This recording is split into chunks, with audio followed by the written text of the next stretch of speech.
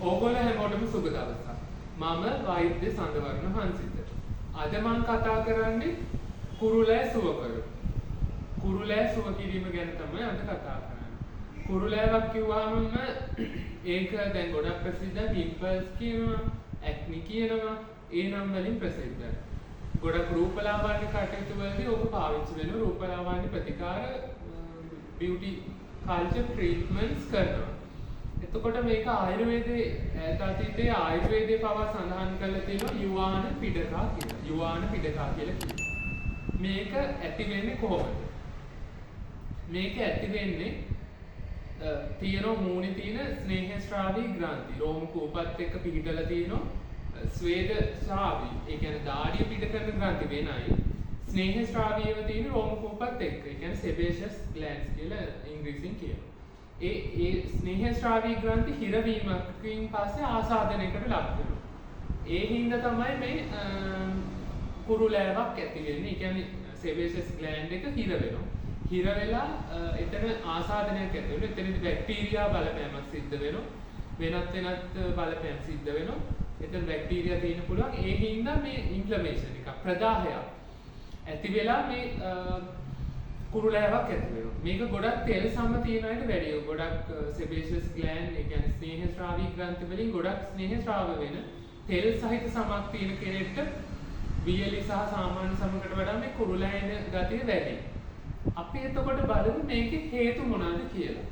හේතු ගත්තොත් හෝමෝනම බලපානවා. ඒ කියන්නේ තරුණ කාලේ වැඩි වියට පත්වන හෝමෝන හින්දා මේ සමහරුන්ට ස්නේහස්රාවයක් වැඩි වෙනවා. මේ පීඩකා මේ කුරුලෑ වැඩි වෙනවා. ඊට පස්සේ මානසික පීඩනය, ස්ට්‍රෙස්, අධික වැඩ හින්දා, වෙන ප්‍රශ්න හින්දා, මානසික ආතතිය හින්දා මේ කුරුලෑ වැඩි වෙනවා. ඊළඟ එක ඉස්සොරි. අර ඉස්සොරි කුඩු වැටෙනවා මූණට. ඒ හින්දා මේ ග්‍රන්ථි හිරවීමේ ඇති වෙනවා ඉස්සොරි. ඒකම උෂ්ණ කෑම. ගොඩක් උෂ්ණ කෑම කන අයගේ ඇඟ උෂ්ණ වෙලා මේ ලෙඩේ වැඩි වෙන්න පුළුවන්. ඒ කියන්නේ උෂ්ණ කෑම කියන්නේ පිතත් එක්ක. දැන් මේ ලෙඩේ ආයුර්වේද විදිහට වාත පිත කප තුන් දෝෂයෙන් ගොඩක් සමීප වෙන්නේ පිත ප්‍රකෝප අවස්ථාවට. ඒ කියන්නේ මේ රෝගියාගේ පිත කෝප වෙලා මේ කෙනාගේ. එතකොට උෂ්ණ කෑම වලින් තව පිත වැඩි වෙනවා. ඒ හින්දා උෂ්ණ කෑම පාලනය කිරීම වැදගත්. එතකොට උෂ්ණ කෑම එක හේතුවක්. සහ වතුර පානය අඩුකම. පස්සේ රූපලාවන්‍ය ද්‍රව්‍ය එක දේවල් පාවිච්චි කරනවා. ඒ කියන්නේ ප්‍රමිතියෙන් තොර සහ කල්ලිකුත්තු රූපලාවන්‍ය දේවල් මූණේ ආලේප කිරීමෙන් සමහරකට ක්‍රීම් එකක් වෙන්න පුළුවන්, වෙනත් මේකප් දෙයක් වෙන්න පුළුවන්. ඒවා ආලේප කිරීමෙන් ඇති වෙන්න පුළුවන් මේ ඒක ඇලර්ජි එකක්, ආසාත්මිකතාවයක් වෙන්න පුළුවන්. එහෙම නැත්නම් මේ කුරුලෑවක් පවා ඇති වීමේ හැකියාව වැඩි. එතකොට දැන් අපි බලමු කොහොමද දැන් මේක හොඳ කරගන්නේ. මේකට විසඳුම මොකක්ද කියලා. ඒ හොඳම විසඳුම තමයි නිතර හොඳට සබන් දාලා මූණ හොදන්න ඕනේ. ඒකෙදි වෙනම ටවල් එකක්, වෙනම තුවාලයක් මූණට පාවිච්චි කරනවා නම් හොඳයි. ඒකම දෙහි වතුරෙන් මූණ හොදන්න පුළුවන්. ඒ කියන්නේ ගොඩක් දෙහි දානවා කියන එක නෙමෙයි. ඔබ එළිය සිට ආවහම ගෙදරට ආවහම හවසට දෙහි බිඳු කීපයක් වතුරයකට ලාරස වතුරයකට දාලා මූණ හොදන්න පුළුවන්. දෙහි වලින් ඔය ආසාත්මිකතා ඒ වගේම විස බීජ නාශනයක් කරනවා. ඒකම ෆේස් වොෂ් එකක්. ඒ කියන්නේ සාමාන්‍යයෙන් මුහුණට සබන් ඊතරම් හිත කරන්නේ ගොඩක් සබන් මූණ වියලි බවට පත් කරන්න වෙනත් ආසාත්මිකතා ඇති කරන්න පුළුවන්. මූණ ඉතා සංවේදී සිවුම් ප්‍රදේශයක් හින්දා ඒ හින්දා ෆේස් වොෂ් එකක් තමන්ට ගැළපෙන සමන්ගේ සමට ගැහැණු පිරිමි වේද යනවා ෆේස් වොෂ් එකක් පාවිච්චි කරන්න පුළුවන්. එහෙම නැත්නම් බේබි සබන් හෝ පාවිච්චි කරන්න පුළුවන් මූණට. නිතර මූණ සබන් දාලා හොදලා අර වෙනම ටවල් එකකින් වෙනම ලේසුවකින් පිහි දැමීම වැදගත්. ඒකම විසඳුමක් විදිහට පැක් එකක්. ඒ කියන්නේ ආයුර්වේද හෝ වෙනත් පැක් එකක් විදිහට මූණේ ගාලා ඒක ඉවත් කරන්න පුළුවන්.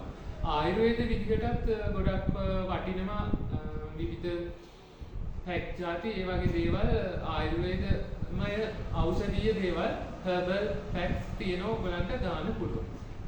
ඒ එක්කම නිතර නාන එකක්. දැන් මූණ හොදනවා වගේම නාන එක. දැන් ඉස්සොරි තියෙන අයට ඉස්සොරි වැටෙන හින්දා ඒකට ඇන්ටි ඩැන්ඩ්‍රෆ් ෂැම්පූ එකක් වෙනත් ශාකසාරයමය විසඳුමක් මම කලින් කියලා තියෙනවා.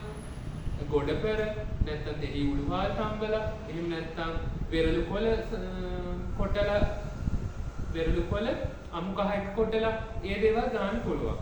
අන්නේ ඒ දේවල් වලින් ඉස්සර නැති වෙන්නේ නැත්නම් වෙනස් ෂැම්පු වර්ගයක් පාවිච්චි කරන්න පුළුවන්.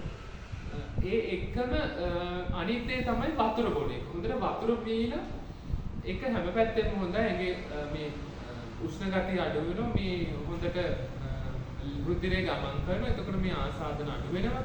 ඒකම සීත ගුණ තියෙන කෑම. ඒ කියන්නේ උෂ්ණ කෑම අඩු කරලා ඇඟ නිවෙන කෑම ගන්න එක වැදගත්. ඒ කියන්නේ ඉස්සෝදැල්ල වන්නාසේ බලමාළු තක්කාලි සෝස් අච්චාර වගේ කෑම අඩු කරලා ඇඟ නිවෙන සව් බාර්ලි ඉරමුසු බෙලිමල් ඒ වගේ කෝමාරිකා ඒ වගේ වෙනත් නෙල්ලි රසකින්ද පානය ඒ වගේ ඖෂධීය වර්ගය පැත්තට පවා යන්න පුළුවන්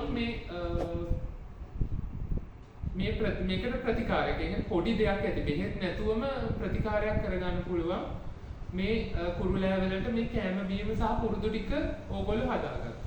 එහෙම නැත්නම් ඔබට ඖෂධ ඒක තත්ත්වයේ දරන වෙනම නම් ඔබට ආයුර්වේද හෝ ඇලෝපති බටහිර ඖෂධ හෝ වෙනත් ඖෂධ පාවිච්චි කරන්න පුළුවන්. සුදුසුකම්ලත් වෛද්‍යවරයෙක්ගේ නිර්දේශ අනුව වෙනත් ආලේපනයක් වෛද්‍ය නිර්දේශය අනුව ඔබට පාවිච්චි කරලා හොඳ කරගන්න පුළුවන්. මේක වැදගත් වෙන්නේ මුල් අවදීම අර දේවල් මේ විසඳුම් පුරුදු කෑම බීම පාලනය කරගත්තොත් ඕගොල්ලන්ට මේක ඉක්මනින් හොඳ කරගන්න පාලනය කරගන්න පුළුවන් මේ කුරුලෑ. ගොඩක් තරුණ ඔබට නව යෞවනයේ එන හෝමෝන වෙනස් වීමත් එක්ක ඇති වෙන නව යෞවනයේ තරුණියන් ඉතා වැදගත් මාතෘකාවක් අද මම කතා කරේ කුරුලෑ සුව කරගන්න.